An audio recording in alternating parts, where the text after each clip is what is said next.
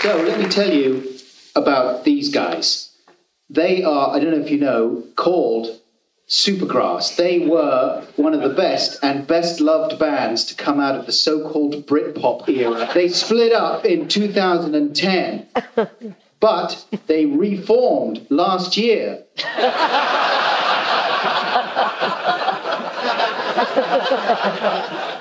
Not to record new material. They're having fun just hanging out, spending a year or so playing live shows with the full band lineup, of course, which is Danny Goffey, Mick Quinn, Rob Coombes, and Gaz Coombes.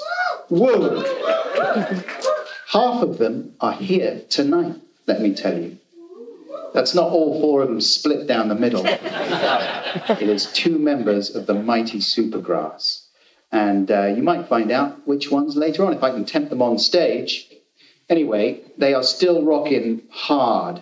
And we are going to join in with the nostalgia for the amazing archive and back catalogue of Supergrass tonight and enjoy a few of our favourite video moments, many of which were directed by the music video titans Dom and Nic, who I hope will be joining me on stage to talk about some of the work that they've made for the band a little bit later on.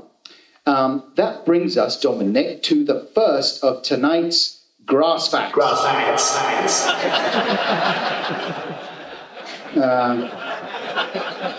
Now I say the first of them.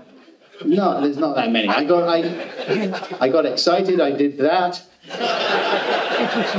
And then by the time that was finished, I'd really run out of time to collect more than a couple of grass facts. And they are facts that pretty much anyone would be familiar with, I would say, already. Did you know that Nick Goffey of Dom and Nic is the brother of Danny Goffey from the Supergrass? They are not related to Pete Doherty. But they are instead the sons of motoring journalist and former Top Gear presenter Chris Goffey, who for a time worked with the young Jeremy Clarkson. That's not photoshopped. It's real. God photoshopped that. Coming up in tonight's first section, we have Dom and Nic's video for the song Kiss of Life, which appeared on the 2004 Best Of compilation Supergrass's 10. Well, we can chat to Dom and Nic about it after we've seen it. It's a smorgasbord of great old school video trickery. But we begin tonight with a version of Caught by the Fuzz, the band's debut single released in 1994 when Gaz was just 18 years old.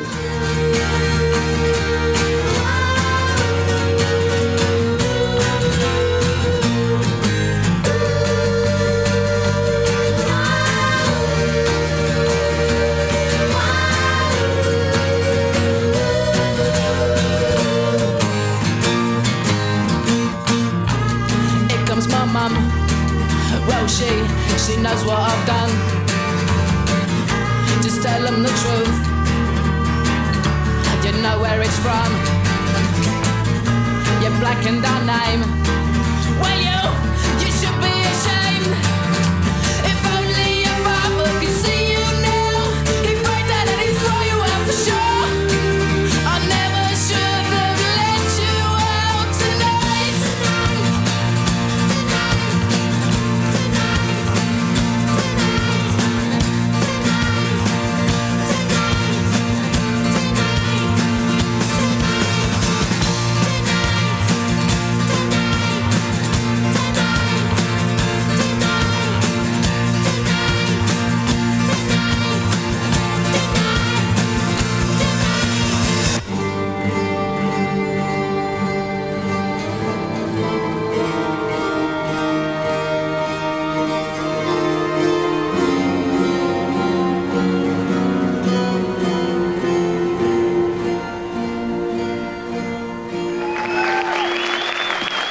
welcome Dom Nic.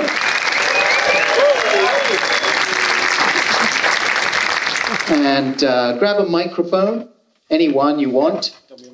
You got the hand sanitizer. Yeah. Very good. This is Dom Hawley in the green sweater. Nick Goffey in the polka dot sweater.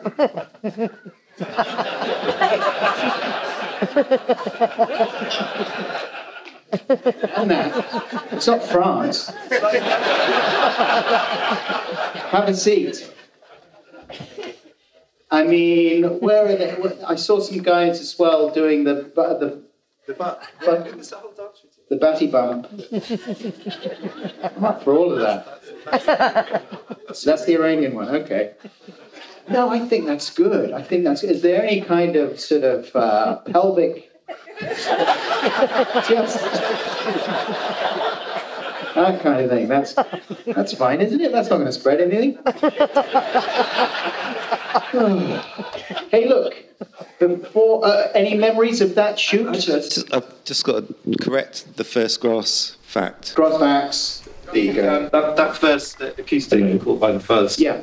As much as I'd love to take some credit, that was all shot by Nick. So. Don't taught me how to use the camera. I took Nick to buy his first Super 8 camera. Right. Okay. I'll take credit.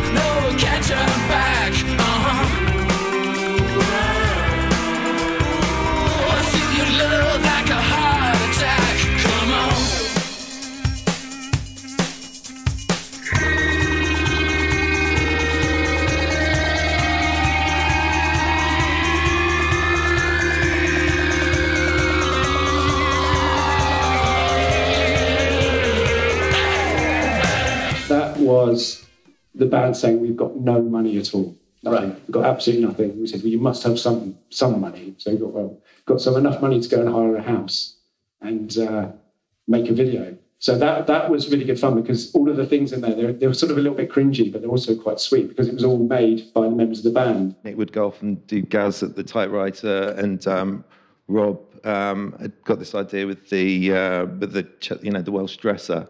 And so we would, go off with the Bolex camera, and I'd say to Rob, right, we're going to do 1 frame a second, 25 frames a second, and then Rob got out the paper and worked out musically exactly how to make all the, Rob is an astrophysicist as well.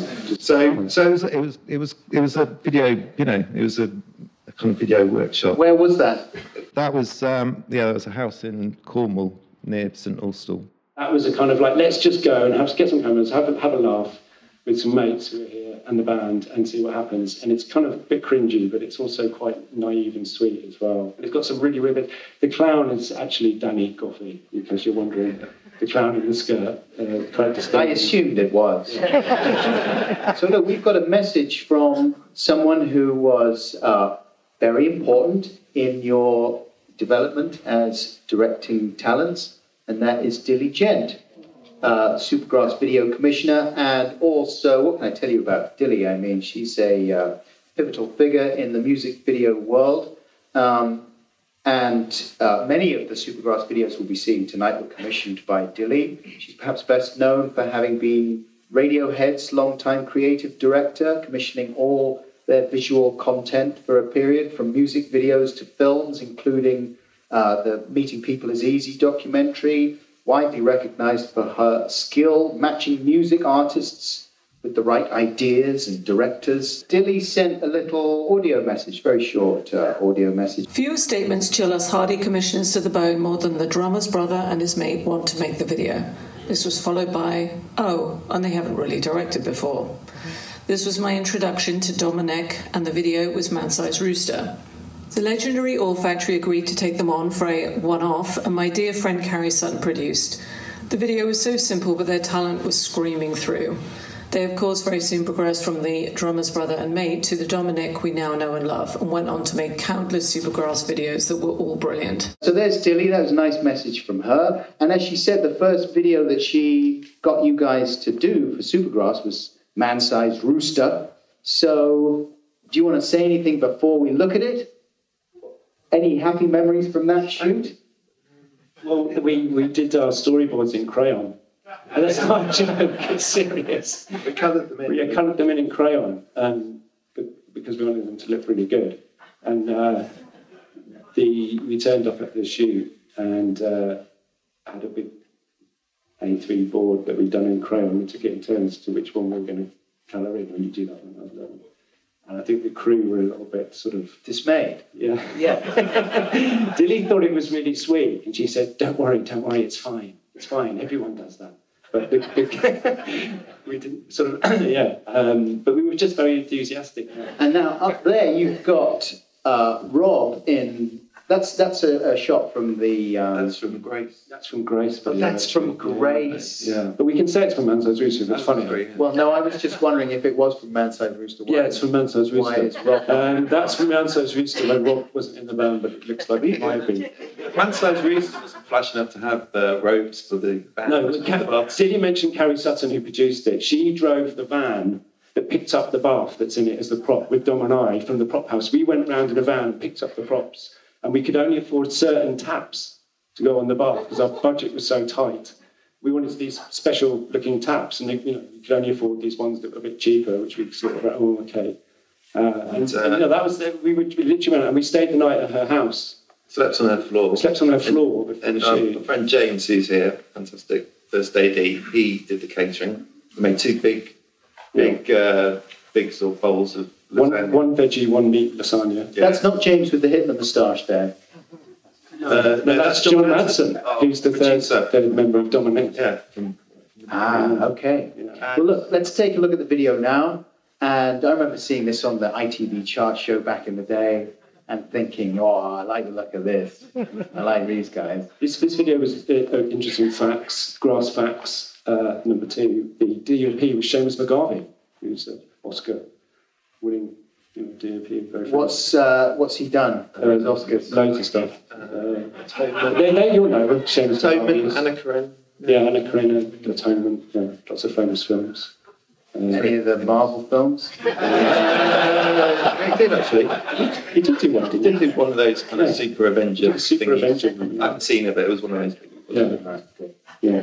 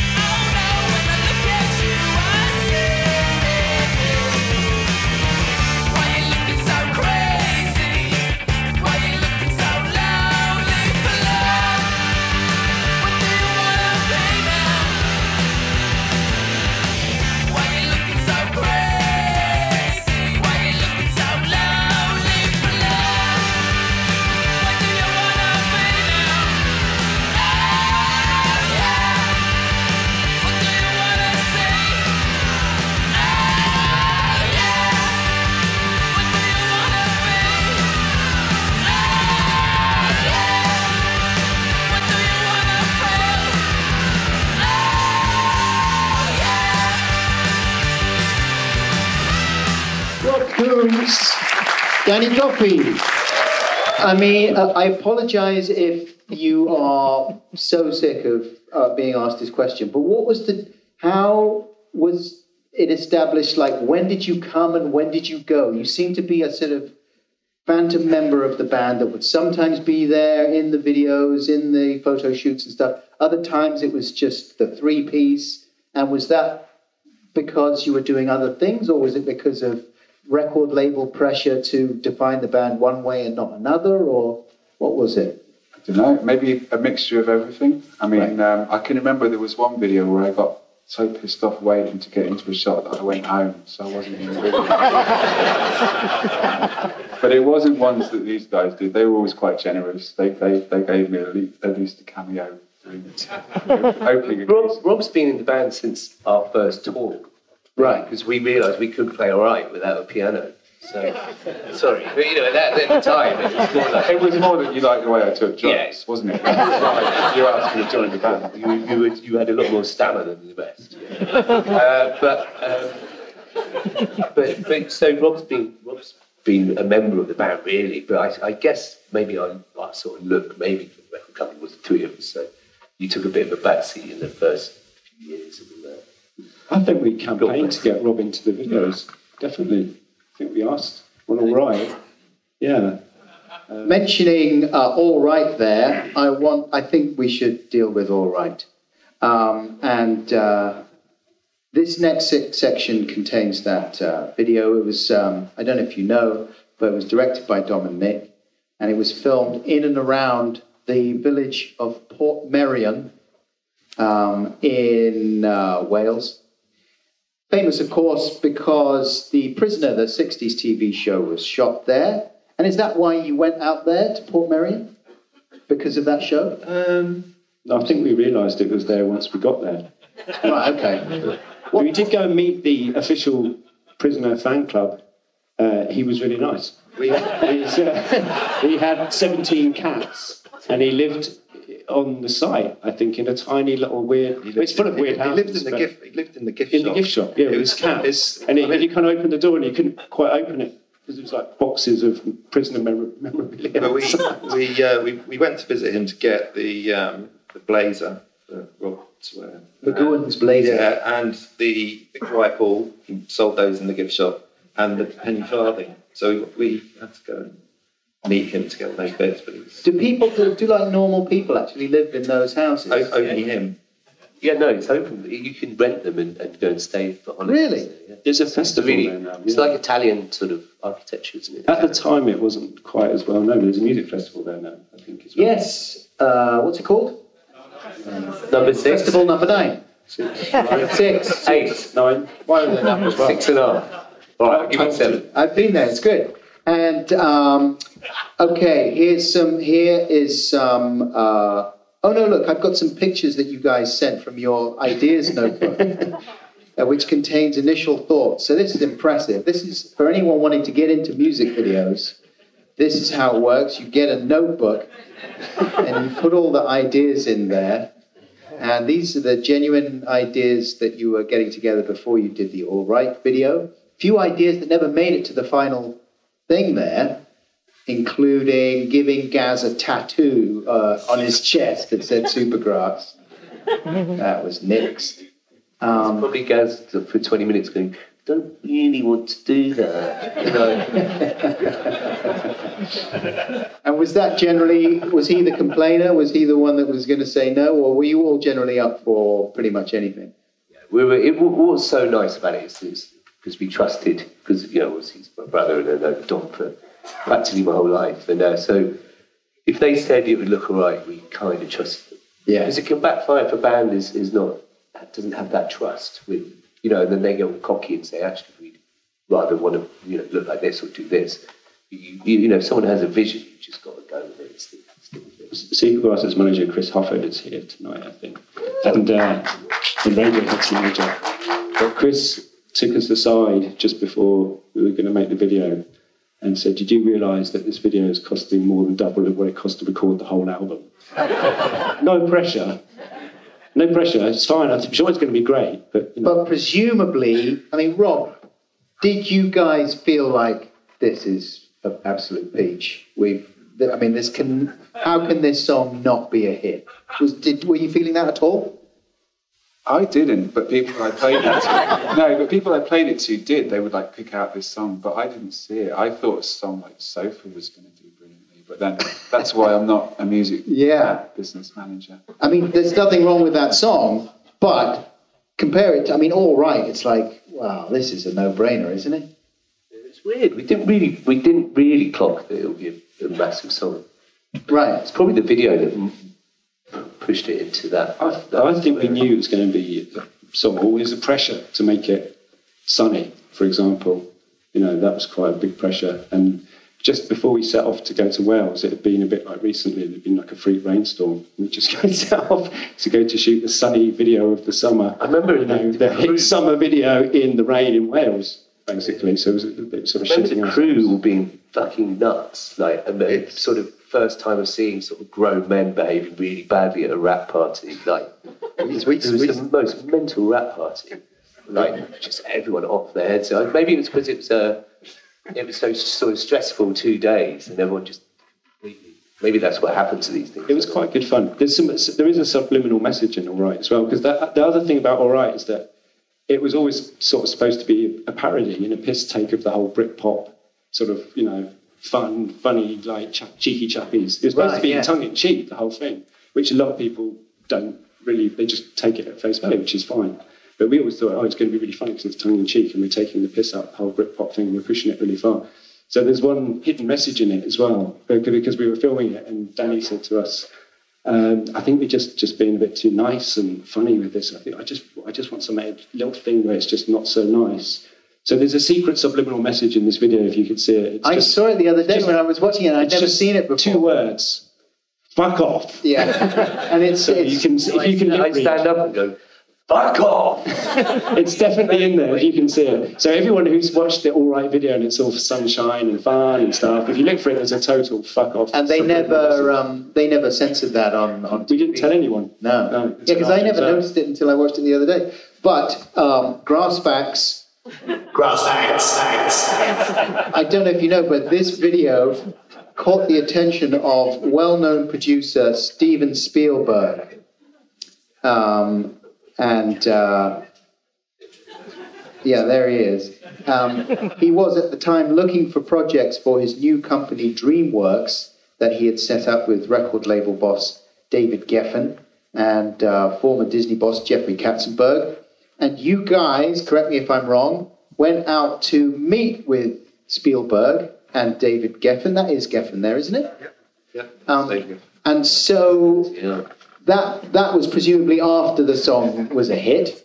And Spielberg saw it, clearly didn't get the fact that it was supposed to be a piss take, thought that it was straightforwardly like, these crazy guys, I've got to have a TV show with these crazy guys that will be, and maybe Rob will be in every now and again. And it'll be like the Monkees. Right? Yeah. He had an assistant, Bonnie Curtis, I think she'd spotted it and brought it to his attention. I think Spielberg had got a Monkees kind of thing, hadn't he? He'd sort of worked on the Monkees as some kind of an assistant, and they promised him he was going to get to direct an episode, and he never got to do it. Really? Yeah. Wow. And but the weird thing is, Nick and I went out with Chris and Bryce for an initial meeting. The manager on the bus still, on the bus back from work. Yeah. Chris Hufford phoned us up. Yeah. And said, we're coming back from Oil Factory. And he said, guys, are you free like in about a week's time? We're like, yeah. And he said, Steven Spielberg's office just phoned and they want you to come out for a meeting. So we said, shut up. Yeah. Stop winding us up. No, stop winding up. So yeah, but we went for this initial meeting. We went into this sort of big room, and then all these kind of assistants and other people before Spielberg came into the room. And we started having a chat, and I remember Nick sort of saying, "Well, the thing is, like, Supergrass are a real band. They're not like the Monkees. They're serious musicians, and we're a bit worried that might want to remake the Monkees." So we had this like little conversation beforehand, and then Spielberg comes into the room.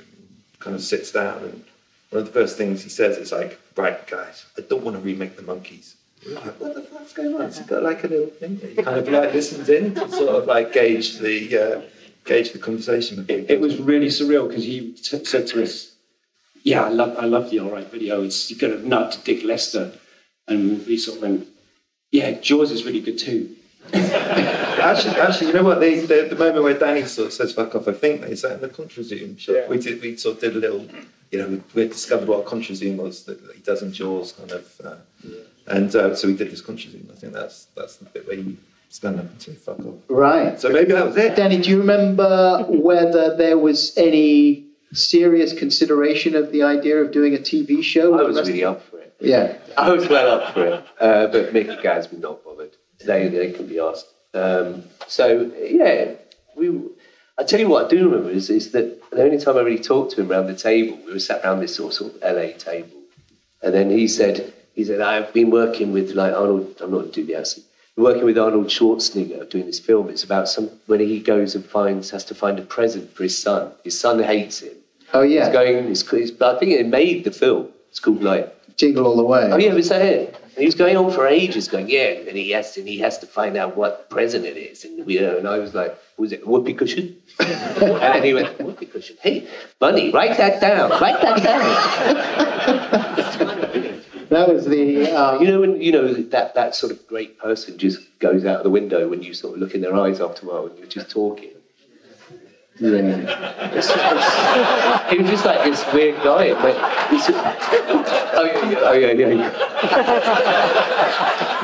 All right. He had five series planned out. He had a writer called Leslie Forresty who came and said, "Hi, Dom Nic, I've got 5 series." Writer. I've got 5 series planned out. The first series they're in the tour bus, and then after that they go to Europe, and then they go to space, and we're like, oh, okay. Then they start fighting, and then they get heavily into drugs, and they... Well, no, Spielberg had this idea. It's like, oh, but we can't talk about drugs, but maybe Danny's addicted to gherkins and whippy cream. and what cream? Whippy cream. Whippy cream. Well, is that like what Whoopi Goldberg used? Adam, you can make your own version of that. What is whoopee cream? Whippy cream. Isn't that where you use this cream you squirt it in America? Oh, yeah, okay. Whippy cream. Whipping cream. Rock and roll. Anyway, it didn't happen because, as you can see, they were wearing trainers of success, but... He was really serious about doing it. It's an interesting day for the Eurofix. I was talking to Gaz about it recently, and he sort of said, oh, I don't think he realised how close to... If you just said yes... Spielberg, got the writer in, they've got all the contracts sort of written up, and he sort of said, I didn't realise that. We would have made a fucking fortune. He was like, he was going to shoot, he was like, let's shoot a pilot. He's like, I'm going to be doing Jurassic Park 2 on the Universal lot. We shoot it at the same time. It was all kind of like... And after that's when the album sales sort of started going down, and the awards stopped anyway. We might as well fucking done it, you know what I mean? Well, it's not too late. Come on, Middle-Aged Monkeys. That's a great title. Here we go. Middle-Aged.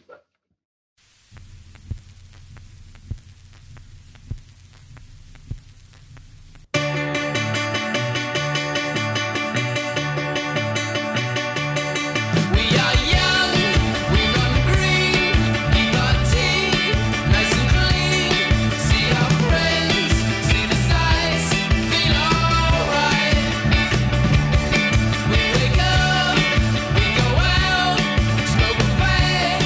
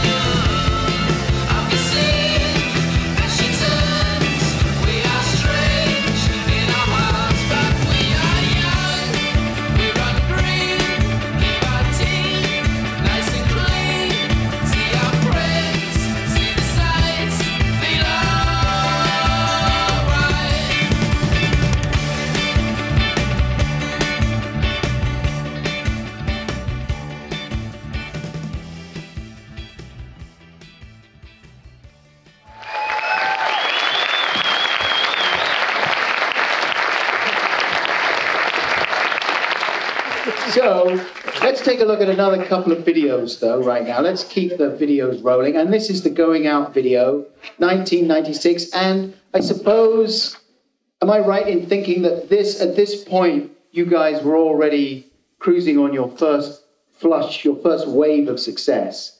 And I remember Gaz at the time saying in an interview that this was a response to, especially you, Danny, going out and carousing and turning up in the tabloids, and that this was something about that. Is that? No, not at all. Not at all. It's just, loads of our songs don't really, we just collaborated and wrote some mad lyrics on it. Yeah. In fact, I was going out and getting off my head in Camden, beside the point. But it was never really, that was definitely wasn't really a thing. I think that was just a press angle. Yeah. Really, which wasn't to do with us. Because this was a sort of a stopgap. I mean, if he did say that, I would fucking be really angry. I might have misremembered. No, he definitely did say that. He said we were just so fucking sick of him. Did he say that recently to you? No. No, I might have been making it up just to irritate you. But this came out a year or something before the album In It For The Money? Because it's on In It For The Money, right? I think it is. We recorded that just in a one-off little session in Milton Keynes, I think. Where is this bandstand? It's Battersea Park. Battersea Which Park. we returned to for another video. Which one? Later day. Oh, okay, which we're going to see later on. And also this has got a cameo from another famous Hollywood director, Joe Wright. Makes a cameo. Oh yeah, Joe Wright's in it. Yeah, he's in it. Yeah. What was he? Walking around with a flat cap on. But what was he doing in the video? What was his job? Hanging around. What was he? Was he doing nothing? He was an extra. He used to be at Oil Factory a lot at the time and help out with casting.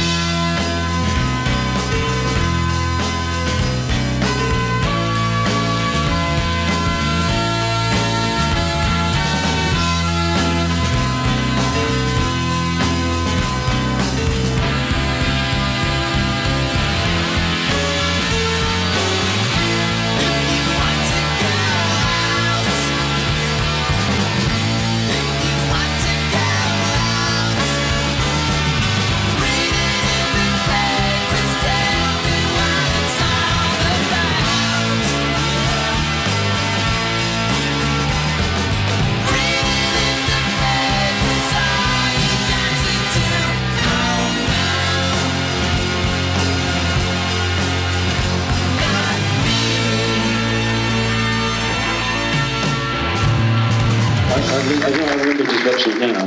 Is one of the things, because Dom and I both played, well, Dom's really good on the guitar, I'm not, but we played music and we always wanted to try and make it, if a band looked like it's a performance video, it looks like they're really playing. So all the microphones are plugged in with cables and the guitars plugged in, all that basic stuff. Otherwise, it's really But we were cheesy. faking it. Of course, faking it. But the thing is, the Supergrass had a really good sort of tour manager and sound guy, Mark and Ian. In the early days, they called Mum and Dad, sort of basically looked after the band, and they set up all the kind of live stuff. And they went, oh, for fuck's sake, Dominic, you've only put the microphone the wrong way round on Gaz. Because the silver bit's supposed to face in, and the black bit's supposed to be on the outside, so it doesn't reflect the light, sort of thing. And we'd sort of think, oh yeah, but the silver bit looks much better when it's the other way round. No, that's the bit that ruined it for me. Yeah, he was really gutted with us that we'd done it the wrong way round after all that care we'd taken to make it look like they were playing. Yeah, he's right. He's right. Yeah, it makes it. I've got some more grass bags for you. Now, we referred to this earlier on. Supergrass started life at Wheatley Park School, a co-educational state secondary school near Oxford. Well, that was Babington House. It's the old house, Danny. Oh, right. Yeah, maybe they've turned it into one now. Maybe it's now a branch of Soho House. I don't know. But that's used to be a school. And so is that where all you guys went to school? Yeah. And some audience members. Yeah. And all the audience went to school. Everyone went to school there at some point. This is a Weekly Pop reunion. This is the nicest building, though, right? The rest of it just looks like a That was the old school. That's where we actually started our band. Me, Gaz, and Andy, a few people. We started rehearsing.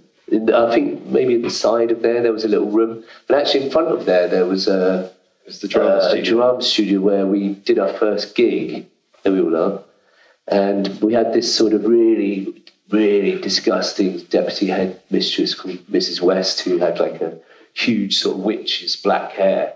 And she disturbed our... Rob's looking sad. I'm just wondering what Danny's going to say next, and whether it's going to get me into trouble being on the same stage as him. No, it's fine. Okay. You mean disgusting in a nice way? No. Yeah. It was, we played a gig. I think we did Dinosaur Junior's Freak Scene. Okay. Going mental, and age 16. And these little kids were all sort of moshing in front of us at lunchtime. She sort of stopped in and said, "Right, stop this! Stop this!" Pulled everyone out by their ears and things. Yeah. Wow. I mean, it seems like a sort of groovy school, and it was not. That was the nicest bit of it. Yeah. Well, another, of course, famous former student of Wheatley Park School was Prime Minister Theresa May. I don't know if you can spot.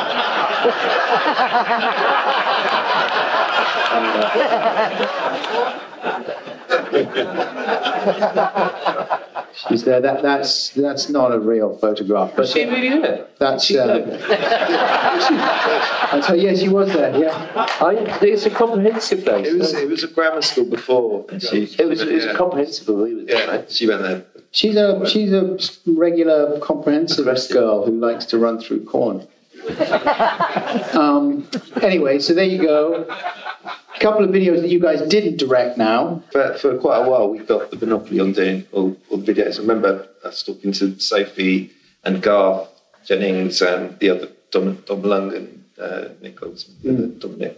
And there was real frustration amongst our fellow music video directors that nobody could get a go at doing Supergrass videos. Because you had that, right. Yeah, and Sophie and Garth, saying, like, it's just not fair. They're so good. And we want to make videos for them, and you just get to do the whole lot. So it was kind of nice that other people got to. And all I know is because you got a fucking Robbie Williams job. That's what it was. You backed off and then said, "Well, budget's quite good on this one. Sorry." I think you'll find it's David Bowie actually. Oh, you did. I'm Afraid of Americans. We did, yeah, we did. But then the thing after that was whenever people we talk to people, they say, "What do you do?" We said, "Do music videos." Say, "Anybody that we know?" We said, "Well, we've done lots of Supergrass." "Oh, did you do that pumping on the stereo with the one with the puppets?" With the puppets, right?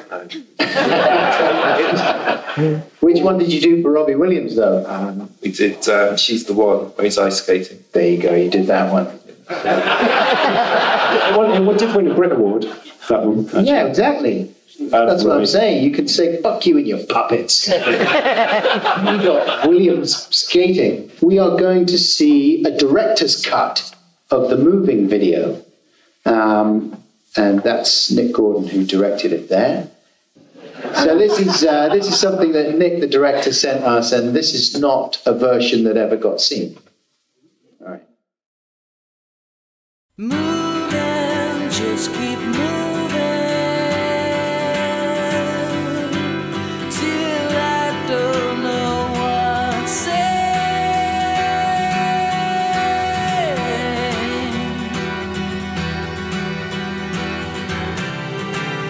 I've been moving so long,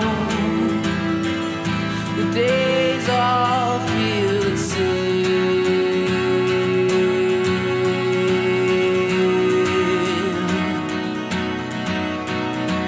Moving, just keep moving. Well, I don't know why to stay.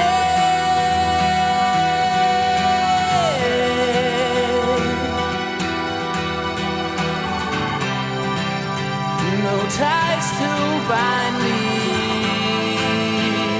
no reasons to remain.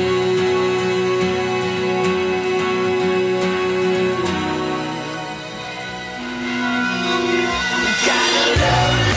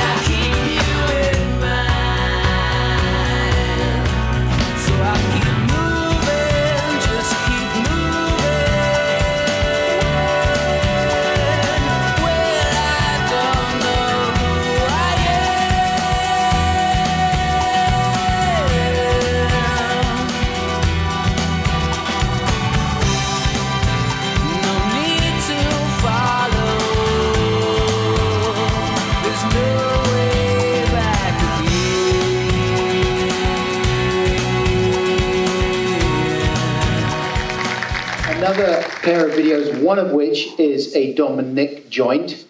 And this is maybe one of the sweetest songs in the Supergrass back catalogue. Wouldn't you say, Rob? I would definitely agree, yeah. I mean, this is really a peach. I think maybe this is my... I wrote this one. Did you really write this one? Wow, good job, man. Actually, I think Gaz wrote the chorus. Gaz wrote it, didn't he?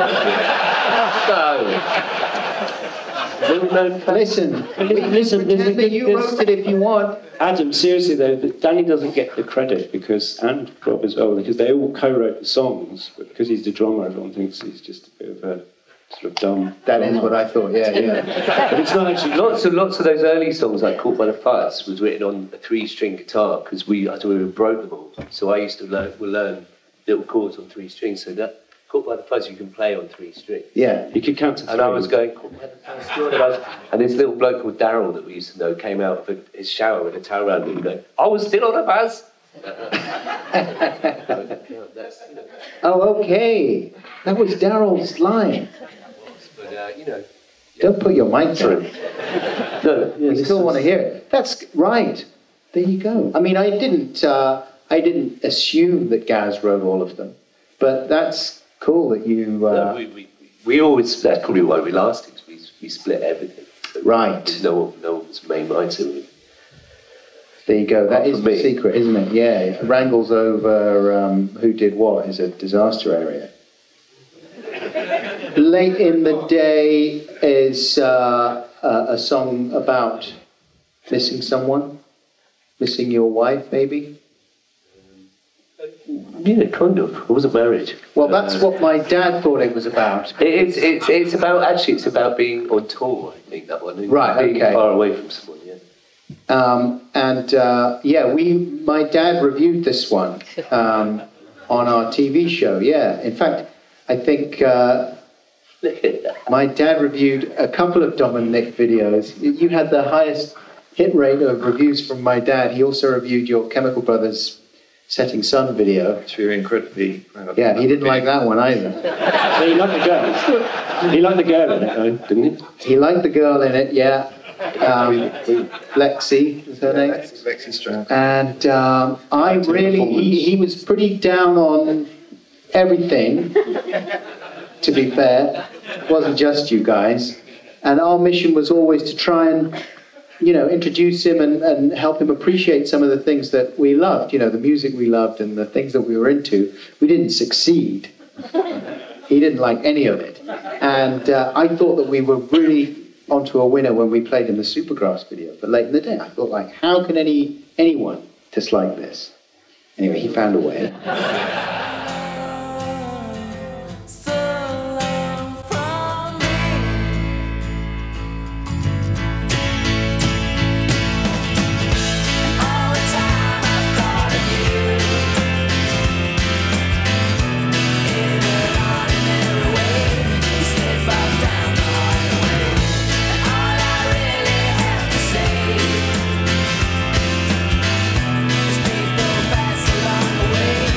Stop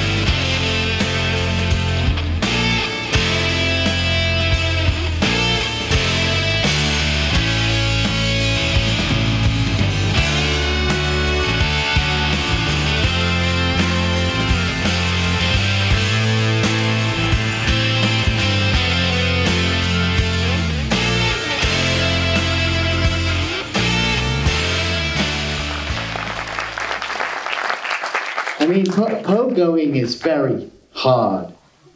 I've tried As pogoing. we found out. Right. Well, Danny's very good at it with 1 foot. Yeah. We discovered. So yes, you looked good on the 1 foot there. Were you guys really pogoing in I there? got into it after a while, but it was a lot of trickery because actually most of the time we would just had a pole like that going. You had loops of Because fabric around me the feet. terribly bad at it as well. And then we had stuntmen as well doing the long shots who were like, am I Danny or you Danny? Are you Gaz? He's Gaz, right? And they were sort of like with wigs on.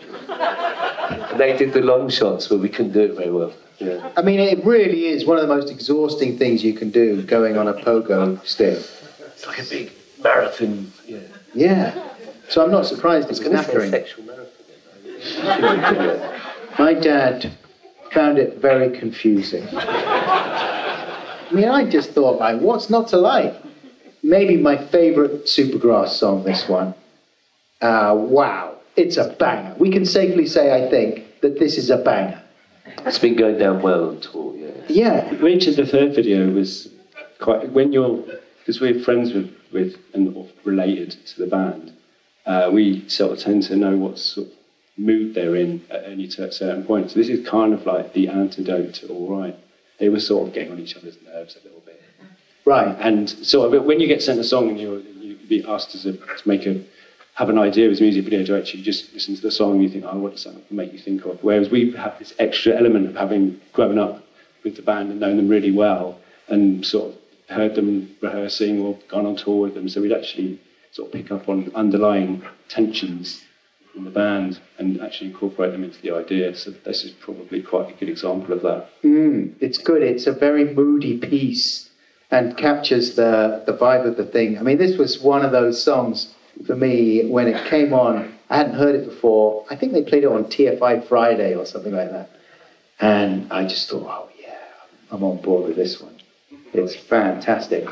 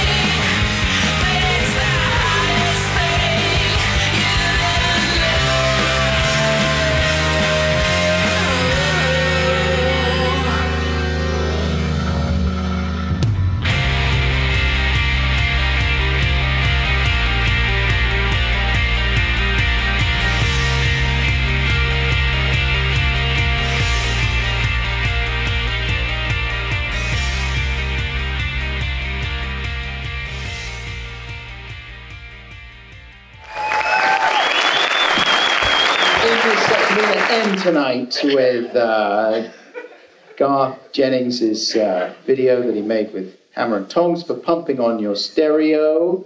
And Garth sent me a couple of his sketches, sort of pre-viz sketches for that video. And this was one that he made with the Henson's Creature Workshop. He sent me these pumping facts Pumping facts number 1. We didn't have enough puppeteers for the final setup. So we put all our friends in, and my mum is puppeteering the Easter Island head on the right of the screen. Also, the video won an award for Best Special Effects, even though there are no post-production effects. Everything you see on screen is real. It was the happiest, easiest shoot I ever had, he says. It was our first time working with the Jim Henson Company, and it led to us making the Blur video with them. That's the one with the milk carton. There's me in the Hammer and Tongs offices, and you can see the Pumping on Your Stereo guy in the background there. In fact, I think maybe that was your character, Rob, the keyboard player that is behind me there. So that is coming up. But look, let's say goodbye to you guys right now, and let's have a big round of applause, please, for Dom and Nic, for Rob and Danny, and for Nick and Gaz. Gaz Gaz cracked his neck. Yeah. An oversized hotel pillow did the damage. Right, okay. I presume. Well, I really hope that he feels better, and give him all my best, and enjoy the rest of the... His partner's just about to have a baby, so he's not here. Ah, right. Well, that's wonderful. Yeah. Congratulations to them. He's 50. 50, so am I. It's Good. great. It's great fun. It's great. This has been so funny. Well, usually I've in the past I've sort of had long sort of sessions involving various stuff and alcohol. I've made people sit in my front room and watch videos like this and say, "Oh, stop!" Actually, Reese is here and he knows this, and he's like, "For fuck's sake, Danny, stop! I don't want to listen or watch anything more of you." So this is like amazing that it was actually. It's like it's a big sort of dream. Well, let's do it again. But let's get invited out somewhere nice when the coronavirus thing's finished, if there's anyone left. Well, let's go and do it in Hawaii or something.